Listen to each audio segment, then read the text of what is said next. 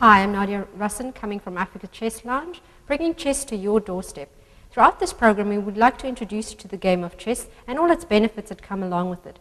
So when you see chess, or when you understand chess, you're taking it to a different level. We're trying to break down the barriers of chess, trying to take away the stigma where chess is only for nerds and actually bring it to everybody's availability, where chess can actually help you not only enhance your mathematical ability but also your analytical skills. Imagine taking a child, an ordinary child, from his ordinary mathematical skills and upping that by 20%. It really is a fantastic enhancing tool that you can use in everyday life, and it's not just about the game, it's about everything else that's added in the game.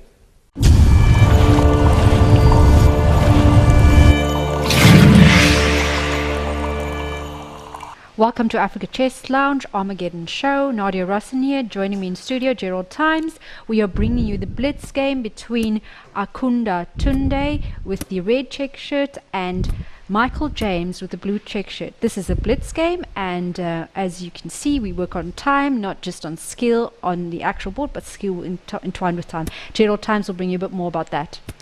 Yes, we have a very interesting speed game. I'll let you know that the players are all concerned about the player here with the black pieces, Michael James. He's a great speed player. He's comfortable in the reverse positions. He's obviously comfortable in winning positions. And he has the ability to both move fast as well as doing quick calculations. So if you can say that there's a favorite in this tournament, this is a good chance that Michael James and Barish, these would be the speed chess favorites. You can throw a Meany in there as well. That's brilliant. Talking about the Armageddon chess show, we would be running these Blitz games, and basically once they win, they would then go to the next level, and we would like to bring to you then the top speed chess player. You saying that Michael James being a very good chess player, we obviously could put him in the top list, just as you've mentioned. Just on Mr. Tunde, can you tell us a bit more about his tactical styles? Well, I will let you know that he's a very prepared player. He's very learned. You're not going to very rare that you're going to see him in a bad position within the first 20 moves. But James has a way of making the game crazy, and for a player like Tunde, this could be somewhat difficult.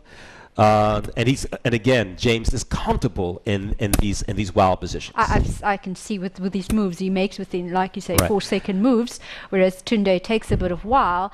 There's also obviously the understanding that they're both strong in different aspects. Tunde being strong in right, and Tunde being strong in positional maneuvering. Has good technique once he achieves the winning position. If there's a weakness here, sometimes it takes a bit more time. I'm actually impressed. He's moving a little faster than usual. I think because he knows that he's playing James, that he has to move fast.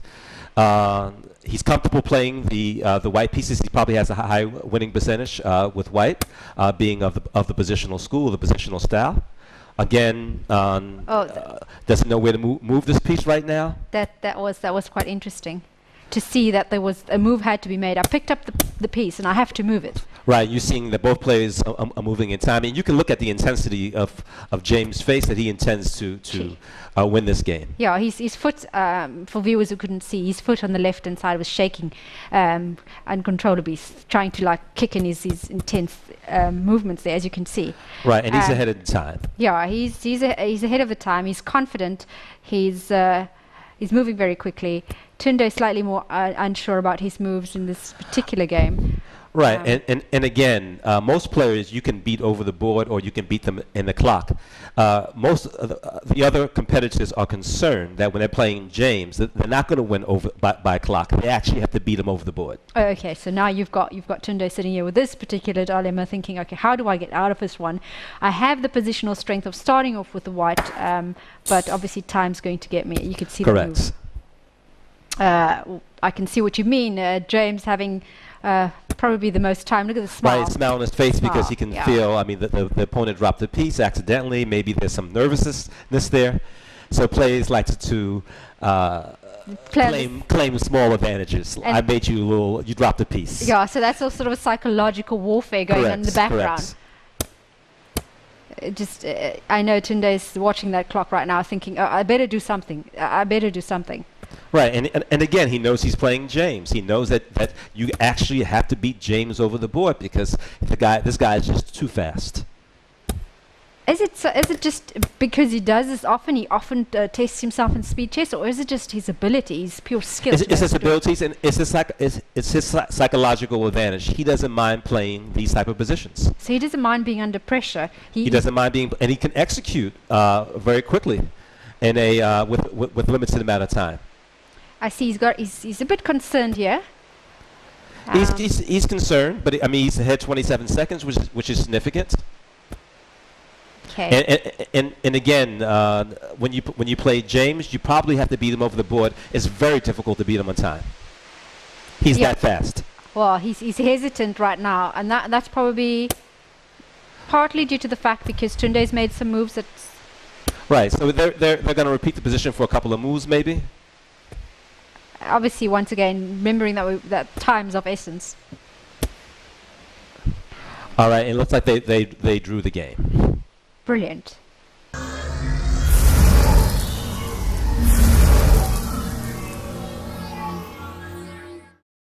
Welcome to Africa Chess Lounge, Armageddon show. Nadia Russin here in studio. Joining me is Gerald Times. We are bringing you the Blitz game between Akunda Tunde in the red check shirt and Michael James in the blue check shirt. We have a blitz game, as I said, and you can see the game has already started and it's in its blitz mode. I'm going to hand over to Gerald before I get too involved in this. Yes, as you can see, they're moving quite fast through the first opening moves. It appears to be a English opening, or let's say it's a King's Indian opening with a fianchetto variation for the white pieces. And just a bit more about the Africa Chess Lounge Armageddon game. We basically bring you blitz games, and at the end of the blitz game, the winner would move to the next level, and hopefully we'll bring you the top blitz game player. And talking about the top blitz game player, I believe that we are currently looking at one of the good blitz players being Mr. Michael James, the one in the blue check shirt. Yes, and he's the one the other competitors are concerned about. It's both for his playing strength as a player as well as his ability to move the pieces rapidly. James is known as a good speed player, and you'll see even a player who doesn't move as fast like Tunde is speeding up the pace. He knows what he's going up against, and so that could be a plus or that can be a minus, meaning that Michael James, knowing that he's playing someone as fast as Michael James, that can throw him off his game, or it could actually make him rise to the occasion. I can see the intensity in Mr. Tunde's face there. Really concerned, obviously, about his next move, knowing that, once again, as you said, Michael James being a very, very good speed chess player. Time seems to be okay right now. Everybody seems to be comfortable. Tell us a bit more about the position on board. Right, the position on board is a classical, is a fianchetto King's Indian. White has redeveloped his bishop. He's a very interesting plan. James playing the white pieces, as usual, has a slight space advantage. There's an attack on the d5 square, trading off a key piece here, which is the bishop that was on e6. Well, now and now he's going to go for the isolated pawn position. There is a weakness in the black camp in the center of the board. It's amazing that we put it in perspective of camps and things, because really what we're talking about is we're talking about the ability to think strategically 3 or 4 moves ahead. They're trying to defend as well as attack at the same time. Being blitz, it's a matter of time, that as well as ability and agility to move your pieces around. They seem a bit more confident this time and taking a bit more time. Right, and of course when we use that term camps, it's a great metaphor for war itself. Right, so, and what camp you're stationed in. Okay, so you see a slight hesitation again, and it just means that it's easier to play the white pieces here. I see a lot of pieces being taken off the board at this point in time. Right, so the white is, again, no one is winning the game. I don't want to give you that impression. It's just from a speed viewpoint, it might be easier to play the white pieces. And now you have not only one of the better speed chess players playing the white side, you've also got him with Mr. Tunde, who's also one of the more strategic players. And here you can see now the gap in time is over 40 seconds. I mean, coming close to exactly 40 seconds, which is significant. Yeah, I see that. I see exactly what you mean. Michael being able to manage his time more. It's almost a sort of a time management thing that he's doing as well as using his Great metaphor, exactly. Great metaphor, and which means that he knows that he can win the game both ways. I can beat you because I'm winning on time, or I can beat you at the board. So he's not in a rush. He manages his time. He tries to put his position, strengthen his position. A significant shot here. He just won a pawn, threatening to win the queen on d8 with a discovered check. The bishop on d5. He gets his queen out of the way for safety. And currently now, just looking at this, who would you say would be this at this point in time be the clearly Michael James is up a pawn. And has a better position. Again, close to winning. Oops, major blunder in the position. For black. White just won a rook on c2. Okay. I see Mr. Tunde running a bit out of time there. All right, and he's going. I mean, with limited material on the board, he's going to go for the black king. For the white king. But now this is a significant check. Oops, checkmate in one move. Once the king moves, it would have been checkmate. Brilliant. Brilliant shot. White wins this position. James wins 1-0. Fantastic.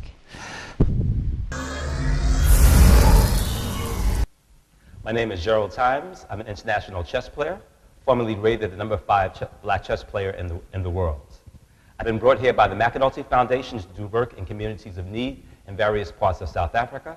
I work in Durban, here in Cape Town, as well as in Joburg, where I assist in townships and squatter camps. I'll be doing the commentary for Armageddon.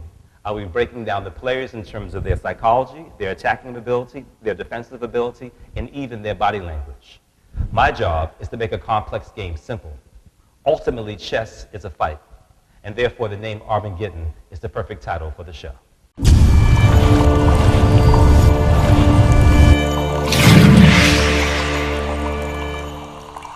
Hi, I'm Michael James. I'm 23 years old. I'm from Algeria. I've been playing chess since the age of 12. I've been playing for 9 years. I've been, since 2005, the junior champion up until 2011. And since after 2011, going to university, I've been a university champion back to back till 2012. And in South Africa and in Cape Town, I'm the top player, and I will be winning the Armageddon Chess Challenge. Welcome to Africa Chess Lounge. We are bringing you the Armageddon show. Once again, Nadia Russin, and joining me in studio, Gerald Times. We are looking at the Blitz game, and this current game is, we have on the left, we have Michael James, and on the right, we have Silviano Jacobs in the green t-shirt with white pieces. Over to you, Gerald. Yes, these are two players who know each other well. And so I will say that generally speaking that James would have an advantage, but this guy really knows James well. If there's a nemesis for James in this tournament, it might be Silviano. He plays, again, open positions, these tactical, crazy positions, and he plays positional positions maybe even better than James. But when it comes to time management, improvisation, last-second execution, I would have to give the favor to James. And that's interesting because currently looking at the clock, we would actually put Silviano in that position because he does have a few seconds above James, who's at this point in time, taking quite a long time to make that decision. Tell us a bit about the position here. Everybody seems to be balanced. All right, and again, they know they're playing James, and one of the things about the rules about if you're going to play James, you must move fast. There's rules about playing James? Yeah, you must move fast. If you're in the ring with a tiger, you know the tiger's going to come after you. I mean, you don't really have much time to sit back and wait for that tiger to devour you. So I think one of the things that James does is he makes these players play faster and maybe even better chess. Michael James took a bit of time with that decision once again. He won a pawn, but he's saying, is this pawn really that's significant? In a position like this, a pawn could mean something or could not mean something. In this particular case, White simply ignores it and goes on with the rest of his development. That's quite interesting. If just looking at the pieces on the board right now, everybody's staying on this side. It's just a matter of defense. Well, I mean, there is a problem. I mean, Black still has to develop the rest of his army. All of the White pieces have already been developed. Tell us about the development, just okay, development understanding. means is the equivalent of getting all my army out. It's like imagine a basketball game where I had 5 players on the court and you had 3 players on the court. Obviously, if I had 5 players, that would be a big advantage to me, right? The more players I bring out, the better chance I have of playing defense, and the better chance I have of attacking. And obviously, in chess, and Blitz chess, we also have the aspect of time. So not only are we on psychological warfare as well as time management, a lot of skills being executed right here. Both players, as Gerald mentioned, quite strong, and the fact that they do know each other is a disadvantage to both, and in some cases an advantage. Yeah, and I think it's more of an advantage to Silviano because James might be, technically speaking, the tougher player, but since he knows him, he can actually, let's say, by metaphor, checkmate some of his advantages. Just from a layman's term, he seems a bit more smooth. Silviano seems a bit slightly more hasty. James seems a bit more smooth. In the previous games, I've also seen quite a smooth mover, confident in his moves, knows what he wants to do. Even though he has time that is ticking away, he still seems very confident. Right, because James knows that he needs less time to execute towards the end of the game. So which means that where another player may need 30 or 40 seconds, James only needs 15 or 20 seconds to do for the same level of technique. That's brilliant. And obviously he's enhanced the skill, I mean, through playing chess continually at this level, at Blitz level. And as I said, some people just have natural talent for these things.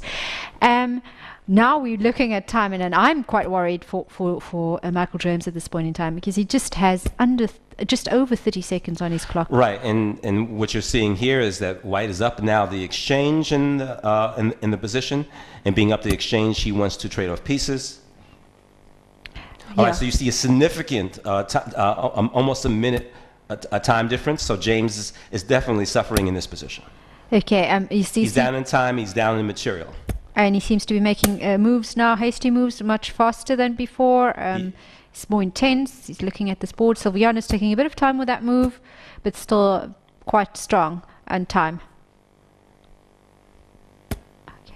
Right, and I think playing a guy like Silviano, you're not going to really throw him off psychologically. You're not going to you're going to upset him. James will upset most players, but again, someone who's familiar with him, he's not going to upset as much. He seems to be very confident at this point in time with his time. James just right. A mate threat, over again, 10 seconds. Whenever we execute a mate threat, the game can be won within one move, as you said, and we only have 7 seconds on. Yeah, a lot of pressure. 6. Hard to hold. Very hard to hold this position. He's ahead in time, and he's ahead over the board. He continues to exchange. We move the rook to the 7th rank. It's a very aggressive position for the rook. Running time. Oh, aggressive time. 1 second. Yes, 1 second left on the clock. Oh. And he knows. He knows. All right, so Silviano wins 1-0. Brilliant.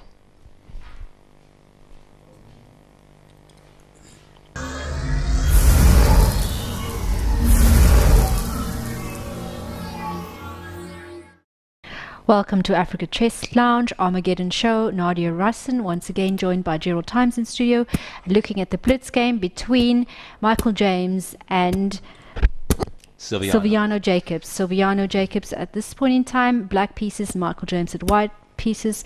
As we've been told by Gerald, being on the white pieces, you do have the advantage of space, and hopefully this time around we'd see James use a bit of that advantage. Yes, first thing, this is a must-win situation for the white pieces for James.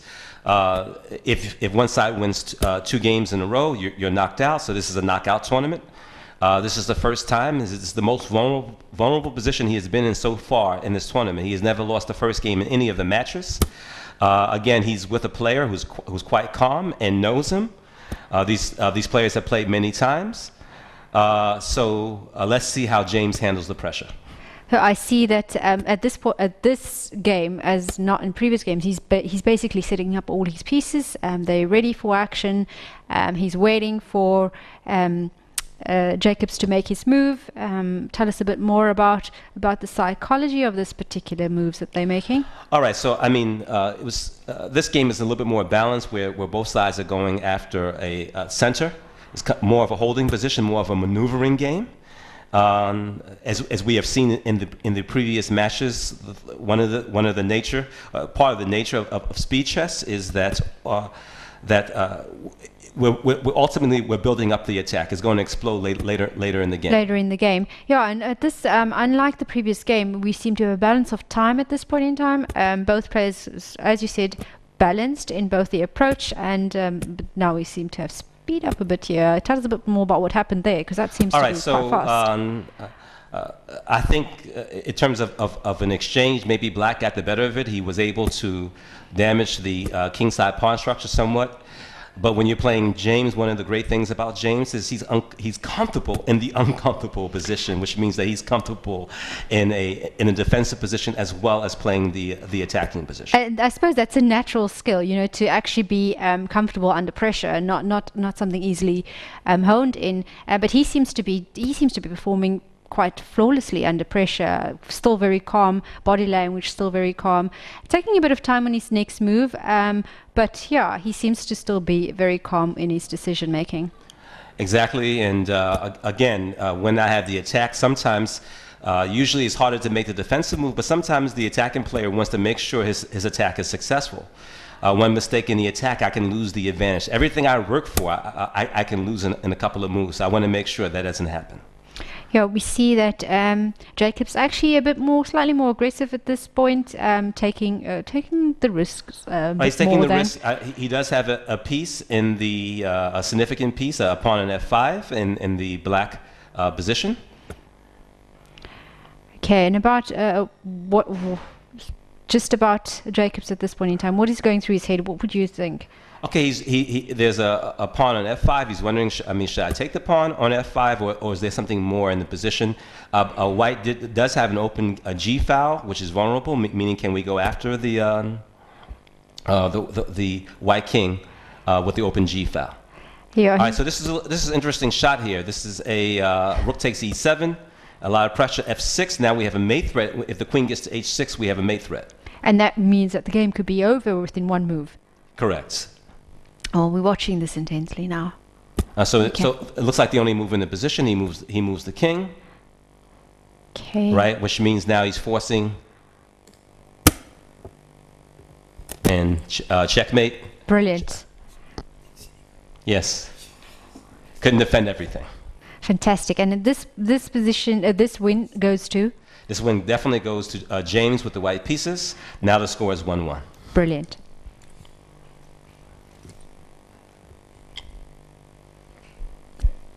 So Silviana.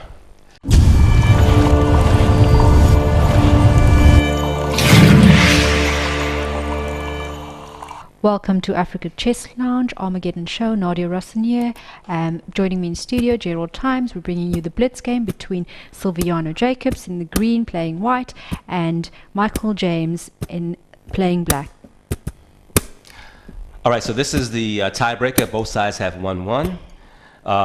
We saw that Silviano won with the white pieces last time, so if I lost the game, it behooves me to come up with another strategy. So you see that James has changed his strategy in this game. I see. So everybody's looking a bit more aggressive in this game.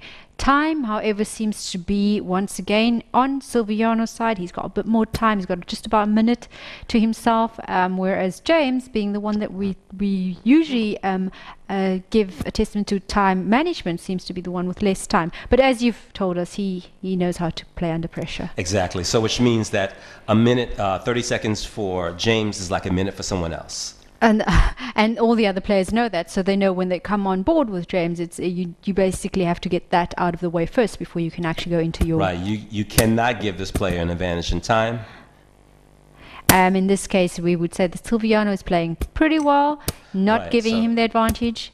Okay, he should have taken the other rook in this position, driving the one rook away. But again, this is a situation where a speed game we don't always make the best positional positions, and you can see from the fast movement that psychologically, because James is moving so fast now, he's putting a lot of pressure on Silviano.